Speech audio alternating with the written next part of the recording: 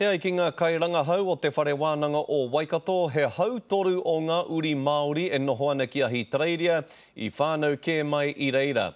Nā ko nā no hoki te whakatau a tahu kukutai, ko tai mai te wā kia āta whakaaro ake tātou I ngā tikanga e ki ai tātou he Māori. Tata ki te kotahi Māori o roto I ngā Māori tokorima kei waho ke ia Aotearoa e noho ana, arā kei ko atu I te kotahi rau e 50,000 tāngata. Ko te nuinga o rātou kei Ahitereiria. Hei tā tahu kukutai, ko te pātai ia, me aha rātou e Māori tonu ai rātou, aha kua kei whenua kē rātou e noho iho ana. Hei tā te rangahau e ono mano ngā Māori whakatupuranga toru kei Ahitereiria e noho ana, arā pērā I a rātou mātua I whānau mai I reira. Iwi are getting iwi registers.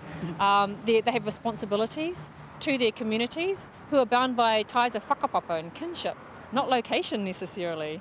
You know, a lot of Māori from the 1940s onward moved away from their tūranga waiwai, moved to the urban centres. This is an extension of that movement, but it's going beyond national borders. But iwi need to be attuned to that, and they need to find ways of how they can remain connected to their people who don't live in Aotearoa anymore.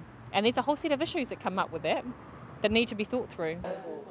Nā, I tēnei hui taupori o Aotearoa I Tāmaki Makaurau, a tāku te tahu kukutai e whakatakoto ana I ana kitenga.